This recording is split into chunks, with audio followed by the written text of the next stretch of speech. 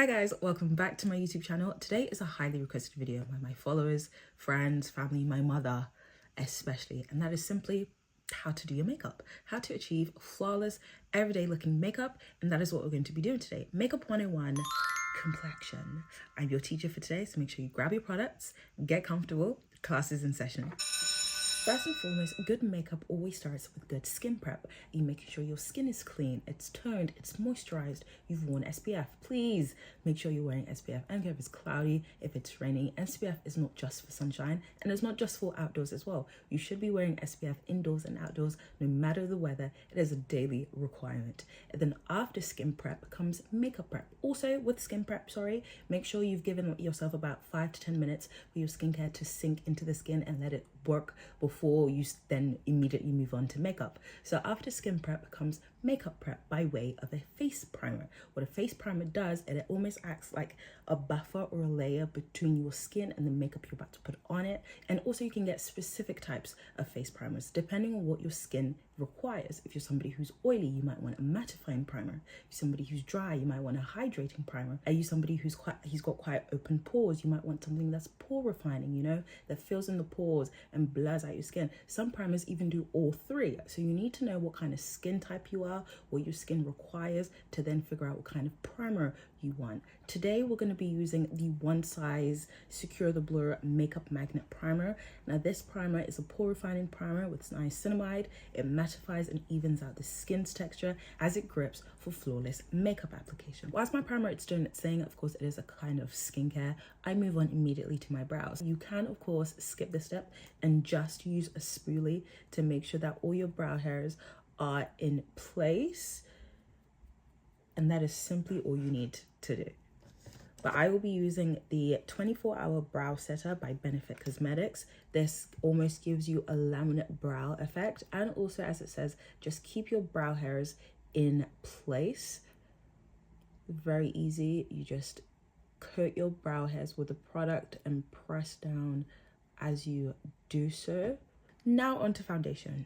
What is foundation? Foundation comes in either liquids, creams, or powder, and what it does is it gives you an even skin tone on your face. If you're somebody like me who has acne scarring or you've got discoloration, whatever it may be, it just gives you a uniform color of complexion. With foundation as well, you need to know what kind of skin type you are. Somebody who's oily, dry, combination, that will ascertain what kind of foundation you pick up. For my oily skin girlies, you might want to go for a mattifying foundation. For my dry skin girlies, hydrating. If you're in between, you might want something that's quite a satin finish, medium to full coverage, light to medium. You need to play around, see what you like. You would also need to know what kind of undertone you are, not just the shades, but the undertone of that foundation. Are you somebody who's golden, who's red, who's olive, who's cool, who's neutral? I will always recommend you go into a makeup counter, a makeup store, so that they can color match you to find out not just what shade you are, but what undertone you are. Today we're going to be using the Revolution Skin Silk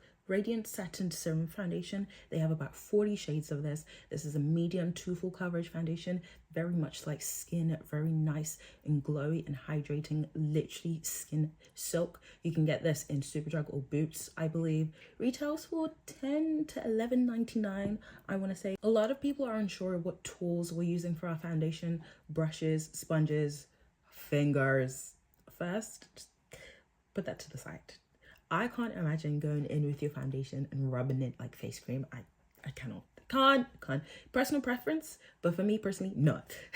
So we're either going for a brush or a sponge. With sponges, when you purchase them dry, you have to make sure that you are wetting it, squeezing out the water, and then it becomes double its size, nice, bouncy, and malleable. Otherwise, if you're using it dry, you ain't spreading nothing. It's eating your foundation. So you want it wet. But today we're going to be using a brush. One of these Kabuki dense brushes. You want about 1.5 pumps. It's better to add if you need more than immediately just splatter it on your face.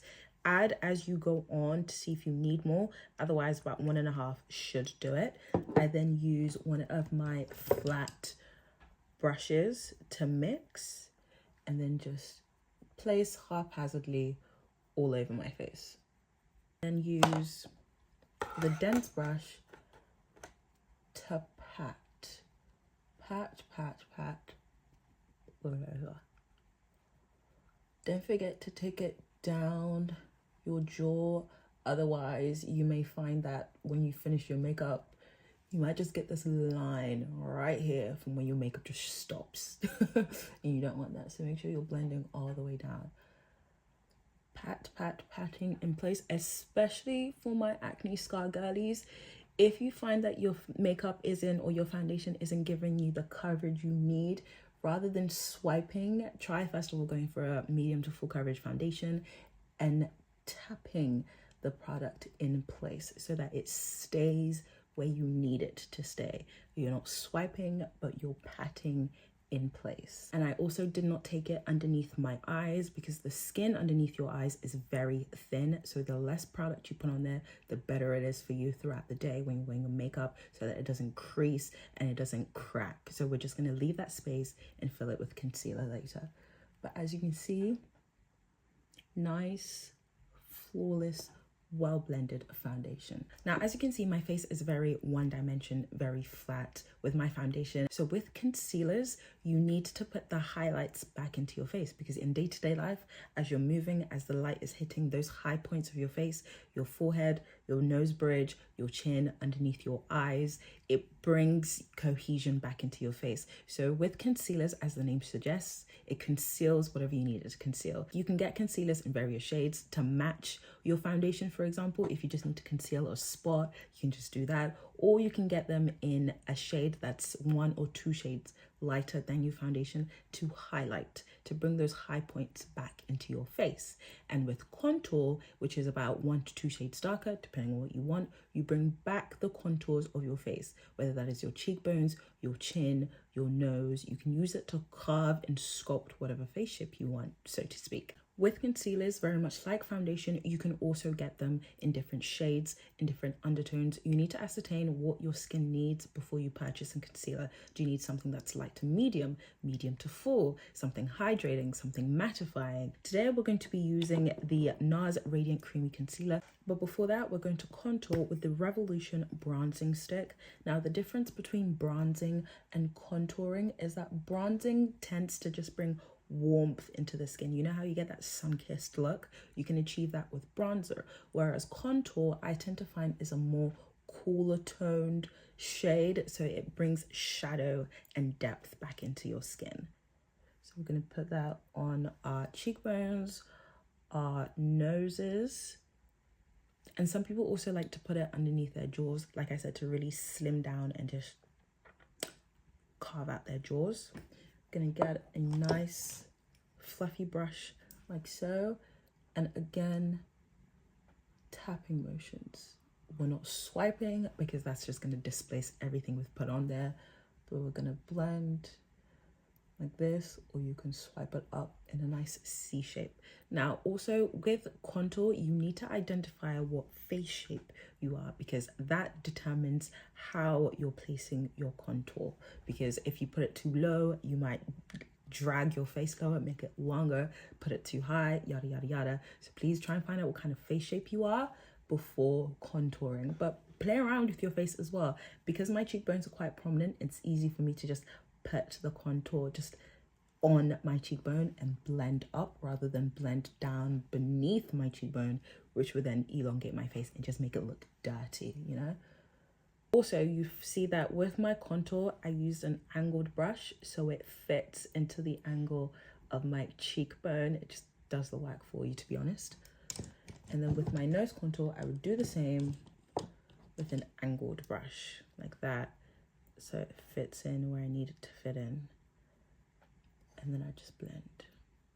The same kind of thing applies with nose contours. Figure out your nose shape, figure out what nose contour works for you, because it's not a one size fits all in makeup. You need to know what fits your face shape, you know, tweak whatever you've seen online on your favorite influencer so that it fits your face.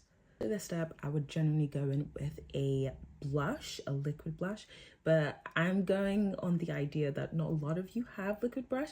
But what we might do actually is do one side with liquid brush, just so I can teach you how to do that, and then the other side just normal with a powder blush. The blush I'm using today is the NARS Afterglow Liquid Blush in Orgasm Rush. So what I like to do is just put it on the high points of my cheeks like so. You don't have to do 3 dots. This is what I like to do. Again, with an angled blush brush. Nice tapping motions like so. Blush placement also depends on your face shape and also just personal preference. I like to take mine quite high and bring it on the apples of my cheeks here. Other people like to make it go across their nose bridge. Others put it underneath their eyes. Whatever, makeup is all about having fun and playing around and seeing what you like. But this just gives me a nice natural flush. You can go on and add more, and I think I will because I love blush. This is the Rare Beauty Lucky Blush. Now the pigment on this is absolutely insane, so I'm going to just do 1 dot like so, and then just spread. Gives you a really nice flush of color in the cheeks. And then I would go in with my concealer underneath the eyes, nose bridge, forehead, philtrum, giving y'all the scientific term there, and chin. Do the same on this side. Setting spray. Now this is a light reflecting setting mist. It hydrates, it lets your product sink into the skin. When you add too much powder, which is the next step we're going to be discussing later, that's what tends to make your makeup look cakey. But if you're setting throughout the day, throughout the steps, it also makes sure that your makeup lasts longer, depending on what kind of setting spray you're using, and for it to sink into the skin like butter. For the longevity of my concealer, I do like to let it sit for a couple of minutes. And whilst it does that, I'm going to carve out the bottom of my eyebrows. Again, you can go with a concealer that's 1 or 2 shades lighter, or you can go with a concealer shade that matches your skin tone exactly, depending on what you want. And you're going to follow your brow. I like to start from the end and then just work my way in little swipes to clean up any, for example, if you've used a pencil already to draw on your eyebrows, this helps to clean it up, sharpen it, and give you that nice definition. And then just I take it into the middle and blend. Honestly, makeup is about 80%, 90% I say blending and making sure that there's a cohesion with everything. Now, normally I like to use a brush to blend out my concealer, but for educational purposes, we're going to use one side with the brush and the other with the beauty blender, just to see what they look like. So, eyes up, nice tapping motions. Again, start inwards and blend outwards, making sure you're lifting and connecting it with your brows so it's one shade. It's blended well. Lovely. Now with the beauty blender, same thing, look up, blend out.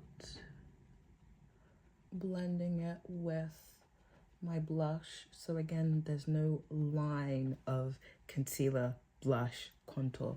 So everything is blended well, like so. Now that we finished with all our wet products, to keep it from moving around throughout the day, from transferring, you can either get loose setting powder or pressed powder, again in different shades, in different undertones, golden, neutral. Some people like to go for a pink setting powder just to highlight their under eyes. Some go purple. Makeup, again, is all about having fun, playing around, seeing what best suits your face. We're going to be using a loose setting powder by Huda Beauty. You can absolutely use your beauty blender for this, or a powder puff. You can be using the beauty blender.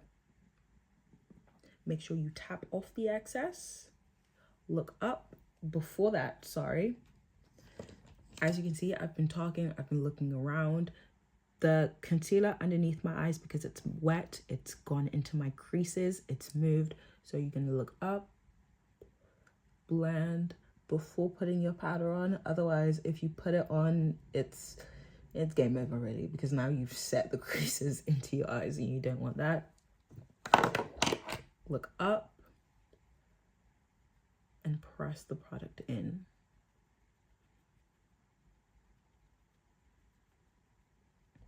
You can see the difference already. It's taken away the shine from my face.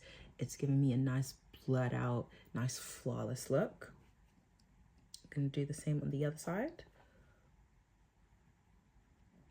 Across your forehead, your nose bridge, and your areas just by the side of your nose is what we call your T-zone, where you get the most oily. So we're going to focus our powder on that area there. The phenomenon known as baking is when you get your pressed powder or your loose powder, packing it on in areas that you get oily, and you get either your powder puff or your beauty blender. I'm going to use my powder puff. Pack the product on. I get oily in my T-zone and I crease underneath my eyes, so I like to bake underneath my eyes. And baking is when you pack the product on, like so, and you leave it on to suck out any oil and bake. You just let it do its thing. Whilst we're baking, we're going to move on to blush on this side. Same thing with blush. You can get either cream blushes, powder blushes, liquid blushes, as we've seen, some with shimmer on it, some just totally matte. Today we're going to be using the Hourglass Ambient Diffused Heat Blush. Get a nice fluffy brush, smile if you wish. I start from the apples of my cheeks and then take it up. I don't know if you can see, but it has this really nice shimmer on it. And just to match on the other side, I'm going to add some more here. What people like to do is go in with their liquid brushes when they're doing their liquid stage and then top it off with a powder blush just to keep it in place. Whilst I'm baking, I will also fill in my brows. This is the Kosas Brow Pop Nano. Nice light strokes, like so. You don't want to press too hard. That's how you get those really thick brows. If you feel like you've gone too harsh, just get your spoolie and brush. We're gonna get a nice fluffy brush to dust off any excess. As you can see, you can tell I have powder on. Some people like this look. This is a nice matte look, but I like to use a setting spray, again, to really make those products sink into the skin. And now we're looking a little bit more skin-like, giving you that nice, beautiful, flawless glow. Next, your lips. I believe everyone should have a nice brown pencil in their arsenal, no matter your skin shape, skin type, skin color, whatever, especially though for my dark skin girlies. A nice brown lip liner enables you to wear whatever shade of lipstick you want. Trust me, from the lightest pale pink to the darkest purple, a nice brown lip liner gives it cohesion, makes it look like you intended to wear that light pink lipstick. So just go around the perimeters of your lips. Some people like to overline at this point. Just take it above their Cupid's bow. Personal preference, whatever you want. Just follow your lip line. Now I'm going to show you what I mean by wearing the palest pink, but because I've got a dark brown lip liner, it makes sense. This is Creme Brulee Mauve by Revolution. That's the shade. Now that on its own might have been questionable, but because I've got the brown lip liner on,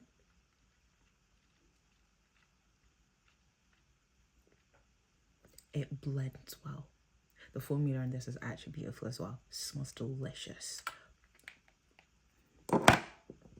You can stop it here, but I like to add gloss.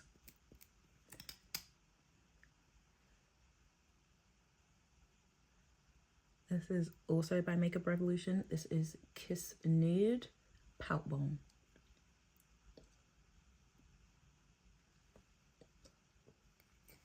Beautiful, absolutely beautiful. And then finally, your setting sprays. In between my makeup steps earlier, I was using the NARS Light Reflecting Makeup Setting Mist. The difference between setting And fixing is a setting, lets it melt in place, settle itself in your skin to make it look skin-like, very natural. Whereas fixing fixes it in place so it's going nowhere. This is the L'Oreal Infallible 3-second setting mist, 36 hours, no transfer, baby. And it really does not transfer. It fixes it in place, sweating, crying. If it's raining, this baby, it is not budging. Not. You can double up on both.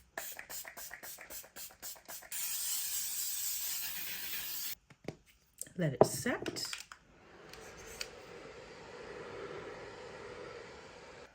And now a test.